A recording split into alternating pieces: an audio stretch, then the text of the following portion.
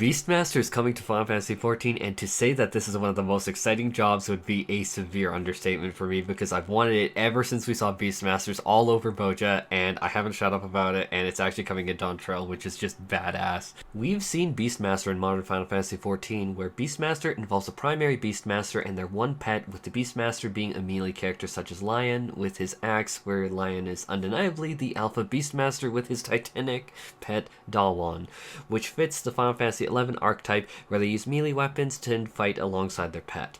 Bozja was also a very recent content addition from roughly 2 years ago, which, given development cycle time to, create the player job, means that Bozja would have a direct influence on the Beastmaster job that we're getting in Dawntrail. Now let's delve super deep here. First thing is that a healthy dose of grounding one's expectation is incredibly important, but I do think that while being a touch cynical is very healthy, it's also important to be cynical about your own cynicism and let the optimism in like a breath of fresh air. Beastmaster is going to be a limited job, which means that the developers are unshackled and are not under the normal pressures of balancing that the rest of the core jobs in the game are forced to adhere to, meaning that we can look more towards Blue Mage's balance, which we all know is kind of busted. But what this means for the Beastmaster is they can introduce different, really crazy imbalanced abilities, various different mechanics that are simply outlandish, and stuff that we would absolutely just sit there with our jaws wide open in horror, being like, what did you add for this job? Like, can we play this? Can we not? Who knows in the meta? Now, the other big thing is that Yoshi P and the development team are not stupid. They listen to the player base and they try their best, and they are absolutely doing awesome things in the industry. And I always say the phrase, and that the development team is a blessing, because that's how I really feel. They know what a Beastmaster is seen to be as players. They know what we expect. They know World of Warcraft has a Beastmaster. They know Final Fantasy XI has a Beastmaster, I should say. And they also know that the Reworked Summoner, ooh boy, maybe I should make that a timestamp. They did rework Summoner. They know that. And while yes, the rework was and is undeniably super popular, having the pet out and alive and tanking Ramuh, which yes, tanking Ramuh was a thing, a hilarious thing, but the developers know all of this. And they also know that a lot of Summoner players were totally kind of shafted in this expansion. Endwalker. Yeah.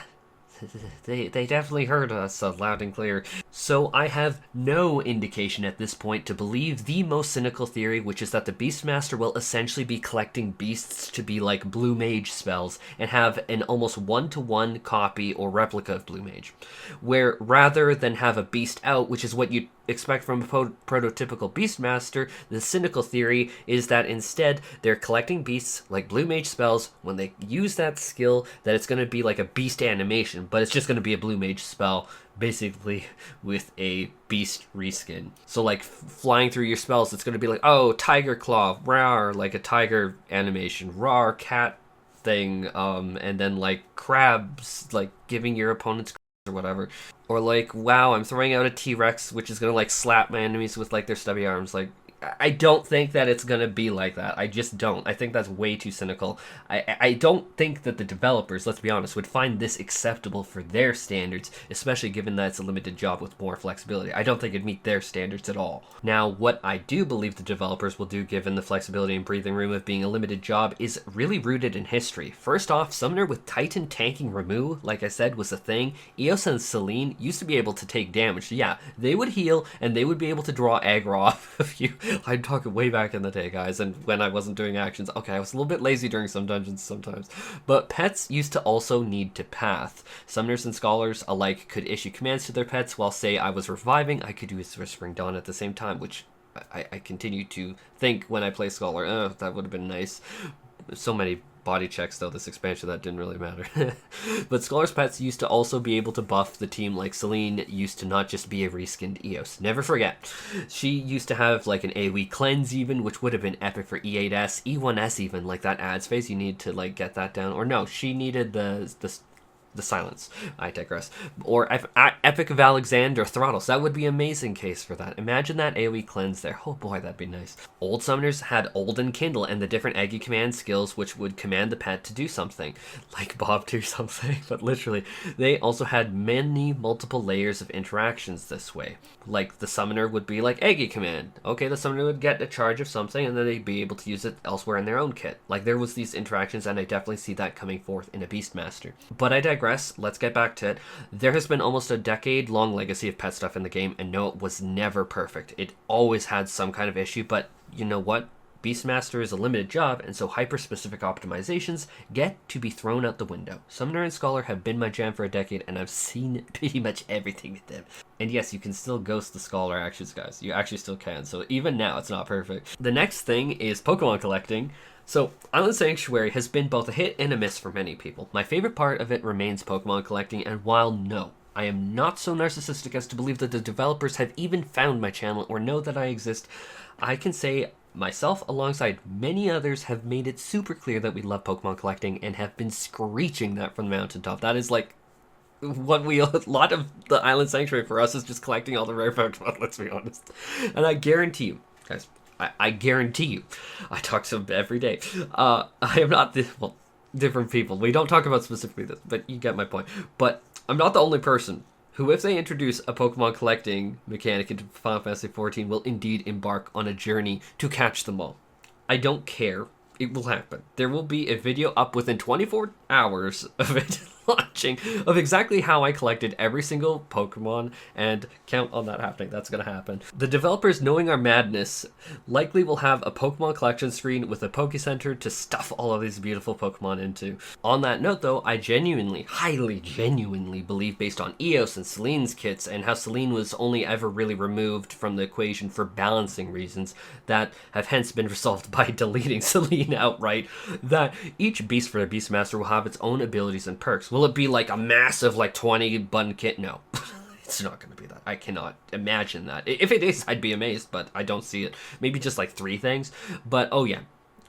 Let's not forget Summoners, Titan, Garuda, and Ifrit also had their own use cases, like Garuda for AoE, Ifrit for single target, and Titan for when I was scared and wanted to bury myself to keep myself alive because what are these healers doing? I'm scared. But what I'm saying is we have a legacy. We have a prior, almost decade-long history of this being the case for Summoner and Scholar. It's literally been in the game before, and I'd be shocked if it wasn't taken into factor when they're looking at the Beastmaster because they have heard Oliver screeching. But guys, I'm going to capture a Spriggan and make it smack enemies with rocks. Just wait. Ziggy will have his revenge. The Spriggan dominance will happen. But let's be serious. Before you say that's preposterous, look at the PvP skills introduced into the game and the sheer range of new novel effects in the skills that we have nothing even close to in PvE because, well, PvE balance seems to be our main focus, and obviously PvP balance, but the developers really had the shackles taken off of them where it's like, okay, this is a PvP game mode where we don't really need to think about like cooperative gameplay in a raid setting. Like Scholar, Sage, White Mage, and Astro all play radically different from one another. You can't really say the same in PvE. For better or worse. Which gets us into a fascinating theory because I want to believe the developers will do this because, well, Pokemon is not just catching them. Remember, to catch them all is my real test. Train them is my cause. Well, given that it's a limited job, I believe each pet will be given its own type of leveling system to where you level up that pet and level it up and it gets stronger and stronger. And now, do I think it will be to the level of Lyon and his pet Dawntrail that we saw? That's the dude from Bozja that I cited earlier in the video. No, I don't think it's going to be to that level, because that's like saying, why is Summoner's Ifrit Aggie, the cute little thing that follows us, not actually Ifrit? Well, because you're a player, you're not a raid. But that doesn't mean that you won't be having some kind of like training or leveling system, like training your pet, it'll get stronger and stronger until you break the game, which, let's actually make that a point. Blue Mage, today, is game warping in content at Blue Mage's level or below, which we already know the developers, intentionally or not, have a history of making Blue Mage the de facto broken way to farm any old content. Look at any of my past relic guides from Shadowbringers. We have years of Blue Mage literally squatting over old content like they just ate 12 Taco Bell burritos. So Beastmaster genuinely excites me, guys, and I really do mean it. Like, the legacy of my channel probably indicates it really clearly that, oh wow, Cole's probably really happy. Like, I'm thrilled with this expansion. But I want to say a healthy dose of skepticism is healthy. But I also do think it's important to realize, well, this is our development team, and look at the legacy of the game, look at the history of the game, look at what they already had access to in terms of code and like what the developers could pull in from past modules. And I don't think that it's painting it to be a Blue Mage just with beast animations on their spells. I really am excited, guys.